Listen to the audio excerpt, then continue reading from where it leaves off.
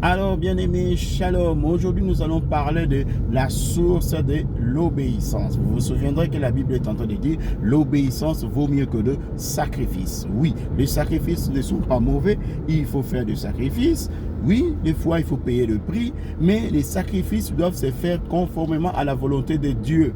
Oui, donner des dîmes, donner des offrandes, faire des dons, visiter des vieillards. Et surtout que nous sommes en fin d'année, nous allons voir plusieurs personnes, des cartons et des cartons, des sacs de maïs et de tout ça, aller déposer chez les vieillards, chez les veuves, chez les enfants abandonnés. C'est très bien. Mais nous devons savoir que c'est là ne change en rien notre qualité de chrétiens. Cela c'est bien, ce sont des bonnes œuvres qui sont censées pratiquer, mais cela ne nous donne pas le salut. Cela ne doit pas se faire à l'encontre de la volonté de Dieu. Nous devons toujours faire conformément à la volonté de Dieu. Je vous donne un exemple. Toi tu dis je dois visiter les enfants abandonnés, mais Dieu met dans ton cœur, Dieu dit par la parole, tu dis par une révélation qu'il faut que tu visites les vieillards. Toi tu dis non. Chaque année, moi je visite les orphelins. Et bon, tu as fait. Tu as posé un acte généreux, mais qui n'est pas selon la volonté de Dieu. C'est pourquoi il faut toujours faire les choses conformément à la volonté de Dieu. Obéir à la volonté de Dieu est mieux que le sacrifice que nous posons. Ah oui, voilà, c'est très important. Obéir à la volonté de Dieu vaut mieux que le sacrifice que nous posons. Alors, l'obéissance à la parole de Dieu doit avoir comme source. Quelle est la, en fait, qu'est-ce que je veux dire? Quelle est la source de l'obéissance à la parole de Dieu? Quelle est la source? La source de l'obéissance ne doit pas être la peur de l'enfer. Non, si je ne fais pas ça, je serai puni. Si je ne fais pas ça, j'irai en enfer. Non, ça ne doit pas être la source. Et ça ne doit pas être aussi la récompense non plus. J'obéis parce que je serai récompensé. Non, fausse note. Ni la peur pour aller en enfer, pour une punition, ni la récompense. Nous obéissons à la parole de Dieu par amour. Ah oui, la Bible dit, celui qui m'aime garde mes commandements. Donc, la source de notre obéissance doit être l'amour de Dieu. Comme nous disons, l'amour de Dieu est ma motivation. L'amour de Dieu doit être notre motivation pour obéir.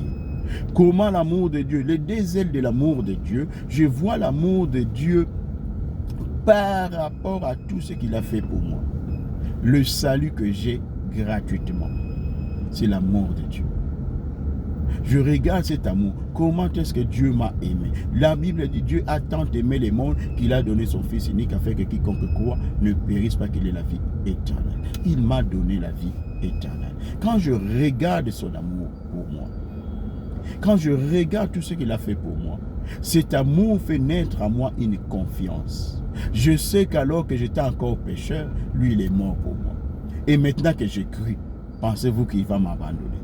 Donc, cet amour que j'ai pour Dieu me pousse à l'obéir parce que cet amour, renforce à moi la confiance envers le Seigneur. Une confiance absolue. Donc, notre obéissance doit avoir comme source l'amour. Parce que lorsque l'obéissance est assise sur l'amour de Dieu, les sacrifices ou les prix payés pour nous ne sera pas un corvée, ne sera pas une contrainte. Ça serait un privilège. Souffrir pour Christ serait pour nous un privilège. Serait pour nous un privilège. Non, j'ai payé le prix. Je ne vais pas me vanter parce que j'ai gêné. Je ne vais pas me vanter parce que j'ai passé des nuits blanches à préparer un enseignement. Je veux dire, quel privilège que j'ai eu que le Seigneur puisse m'accorder à ne pas dormir pour préparer cet enseignement. Et donc, je changerai de terme. Je ne dirai pas aux gens, sais-tu le prix que moi je payais? Là, je me vois moi. Mais je dirais, Dieu m'a fait grâce de préparer cet enseignement. Dieu m'a fait grâce d'être endurant. Dieu m'a fait grâce. Voilà, parce que c'est l'amour de Dieu. Dieu m'a fait grâce de participer aux souffrances de Christ. C'est un privilège que les apôtres pouvaient même accepter d'avoir été flagellés, tabassés à cause du Christ. Il dit, waouh, nous participons aux souffrances de Christ. Voilà l'obéissance. L'obéissance doit avoir comme source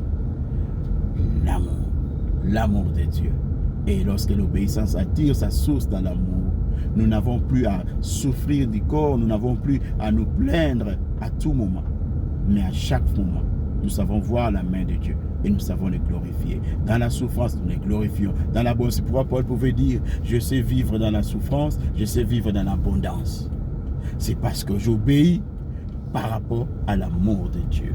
Que Dieu vous bénisse, que l'amour de Dieu inonde nos cœurs pour que nous soyons obéissants. Oui, c'est pourquoi quand tu pries, aujourd'hui nous prions pour avoir le faveur de Dieu. Exactement, demande à Dieu, Dieu fais-moi faveur à mieux te connaître pour mieux t'aimer, à mieux te connaître pour mieux t'adorer, à mieux te connaître pour mieux te servir. Dieu, accorde-moi la grâce, la faveur, ô Dieu de gloire, à être obéissant à ta parole.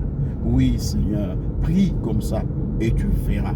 Et tu verras. Tu dis, Seigneur, illumine les yeux de mon cœur pour que je sache quelle est l'espérance qui est attachée à ton appel. Oui, pour que je t'aime, que je t'aime, que je t'aime, que je t'aime encore et encore.